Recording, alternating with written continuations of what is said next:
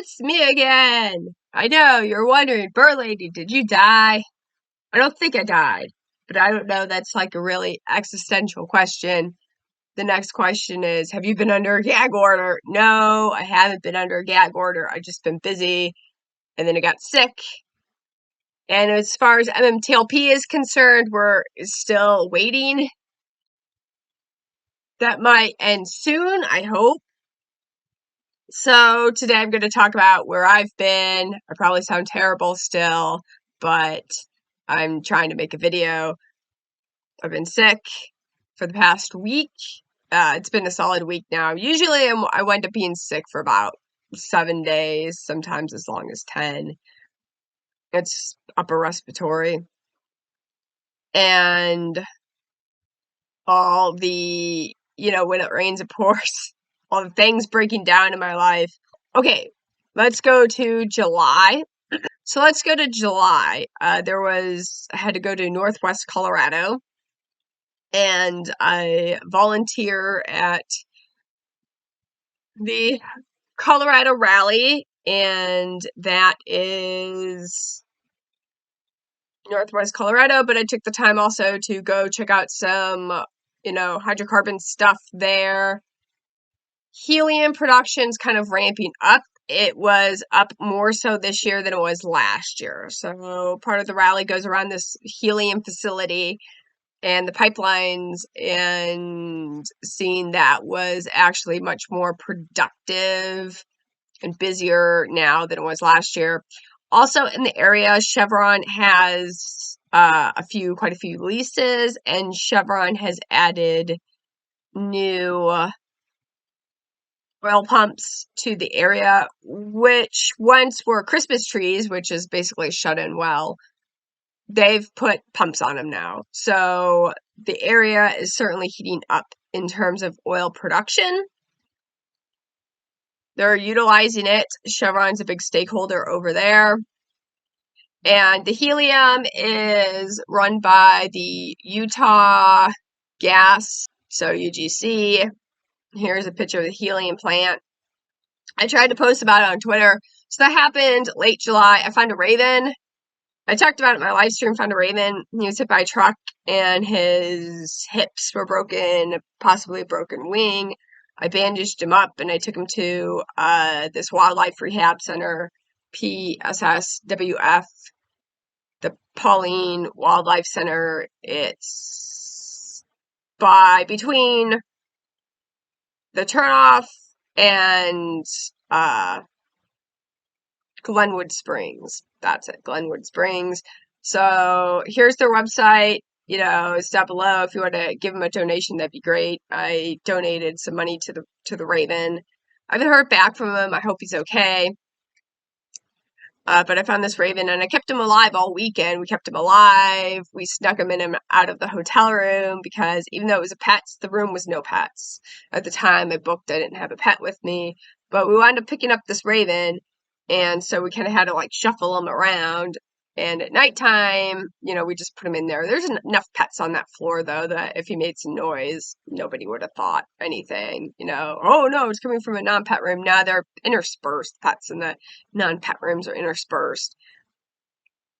So I did that. And then I come home and I had jury duty.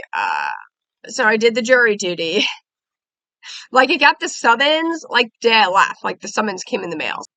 Couple this with working my job, which was super stressful. I was doing at the time the work of 6 people with no extra compensation, and it was really stressing me out. And the rally, prepping for that rally is kind of stressful in itself because you have to get all this car stuff ready. We actually drive the course. We're opening course safety. You have checklists. We're going to ham radio, have to nag people about safety stuff. So I had jury duty, okay. And then my poor laptop broke.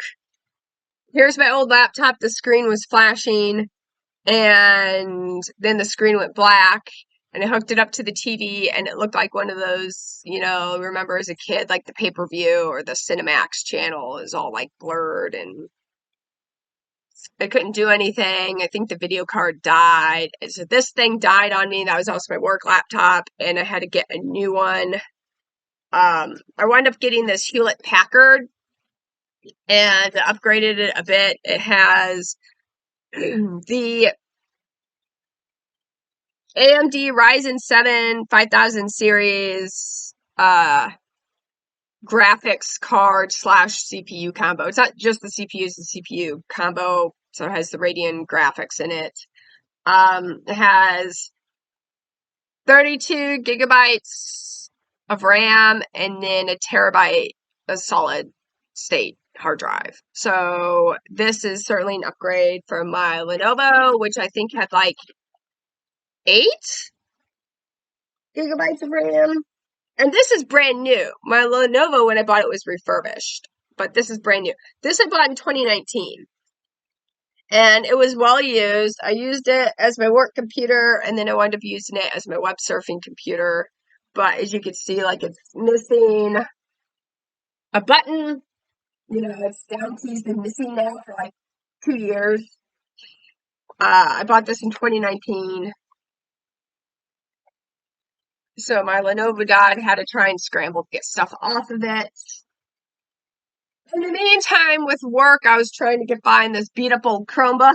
I'm not joking when I say beat up old Chromebook. It doesn't close. As you can see, it's kind of broken there, so it doesn't really close. It's about as far as it goes.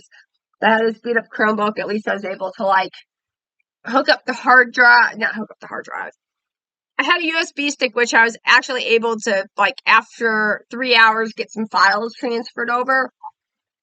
At least my work files, and transfer them over. So what I'm doing now is I'm kind of editing videos in the format I know. I'm working on Lightworks Studio. So in addition to this new computer expense,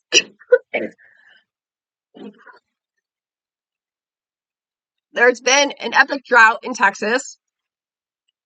I farm sheep. As a result, hay has shot up 3 times. Couple that with the high prices of fuel, and what was once $65 to $75 for a round bale of hay.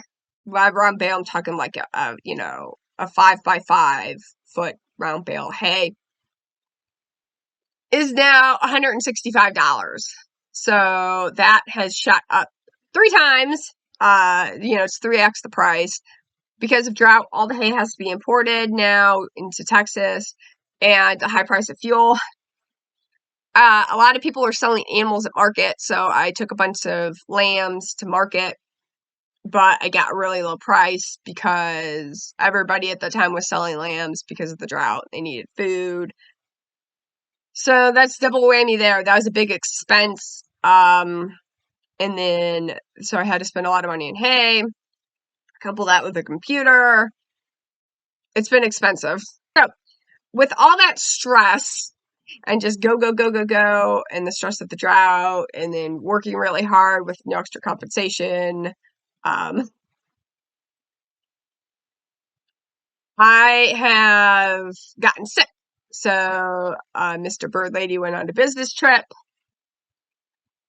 and lo and behold, he brought back a bug. I got sick too. He was fine at the trip, but he must have caught it in the plane back. I got sick like the day after he got sick. So we've been sick here. That's why I sound terrible. Okay, let's talk about the news. I've spent like 10 minutes rambling. So we're waiting on MMTLP. We're still waiting for comments about the SEC and or an amendment to come out. The SEC does have a timeline to make comments. George Pelicaris did make that tweet that he's hoping that this will all be wrapped up by the end of August. So this will all happen by the end of August for all those TSFA holders, because I'm getting lots of questions from TSFA holders now about MMTLP, because TSFA doesn't hold anything OTC. Those are people who bought MMTLP. Those are people who have been holding shares pre-merger. And, they've been holding the shares pre-merger. And now it's been on the OTC, and TSFA is like, no, that's a Canadian. So if you're not Canadian, this isn't pertaining to you, and not all Canadians have the TSFA. But they have given notice that at the end of August, MMTLP will go away. They're going to sell it. They're going to liquidate it because they don't hold OTC stuff. George Pelicaris said in a tweet he's going to work to get this done. However,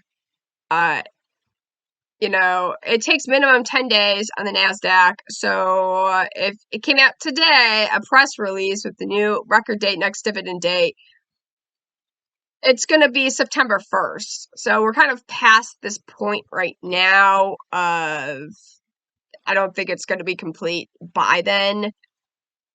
I'm just the messenger. I would honestly ask Pelicaris, for those who are worried about and what to do. You could try to transfer your TSFA, your MMTLP out of your TSFA account. Some people have said if you change the type of account you have, you can still have it. I'm not too familiar with the Canadian, but hopefully people can comment down below and you can garner some information from there. For all you MMTLP holders who have TSFA accounts. In other news, the Aramco has reported this past quarter record earnings. It recorded like $49 billion profit, which was an $18 billion dividend to the shareholders. My next question I got was, who are the shareholders? How many shareholders there are? Where 94% of the shareholders is the royal family of Saudi Arabia.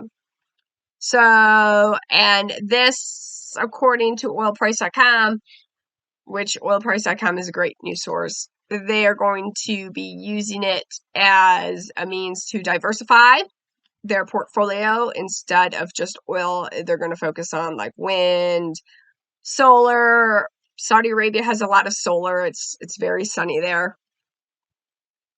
They are also going to focus on green hydrogen and blue hydrogen, which basically is how one is carbon capture and one does not.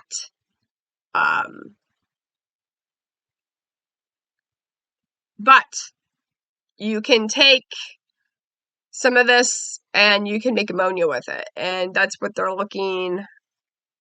That is what Saudi Arabia is looking to do, is create ammonia.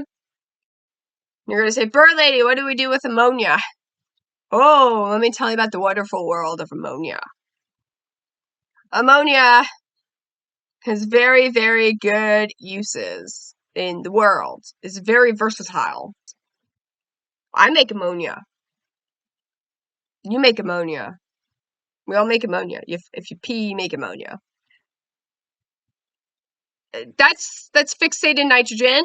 Ammonia is called fixated nitrogen. That's what plants use. Plants can't really take up pure nitrogen. They need it, but they can't take it up. They need fixed nitrogen.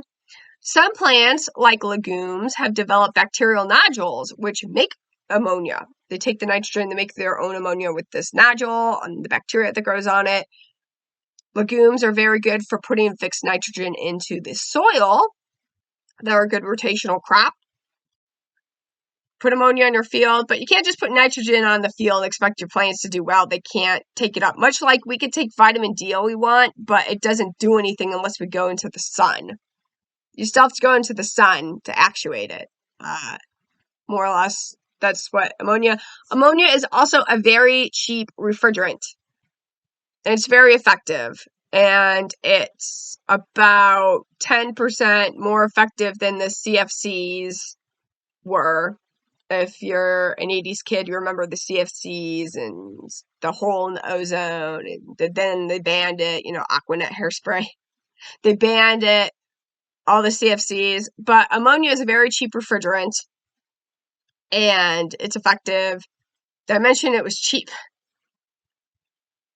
Another refrigerant, but it's not as cheap as helium. Helium is used as a refrigerant for MRI machines and medical. It's a very precise refrigerant. Again, while I was studying helium, so it's kind of interesting how you can take a byproduct of oil and gas production and turn it into, you know, ammonia. Hooray. Well, you have methane, you can make ammonia. So that's what Saudi Arabia is doing. Let's talk about Marathon. Marathon last quarter, the refinery process of Marathon was running at 100% capacity across all the refineries, according to the CEO. This next quarter coming up, they are going to run between 93 and 97% capacity. Marathon CEO says we're not worried about the recession. I've talked about this before. Marathon last year during their earnings, the CEO said that he wants to be basically like, because of the COVID shutdown, he's revitalizing the cash flow systems and what is income producing, and they were basically renovating everything. He wanted all assets to be a type of cash producing asset, and as such, they're doing pretty good, and he's feeling very confident about recession. Okay. Interestingly enough, NPR, I found this article, talks about how oil prices are going down because of the recession, but if you look at oil prices historically during the 2008 recession, oil prices remained pretty good during that recession, the big 2008 recession, if you remember that. Oil prices were remaining pretty good. And Marathon's feeling pretty good. He's not worried about a recession at this point.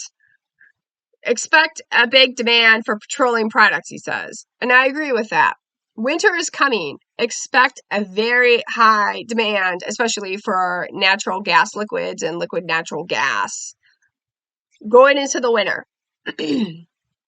Especially with Europe.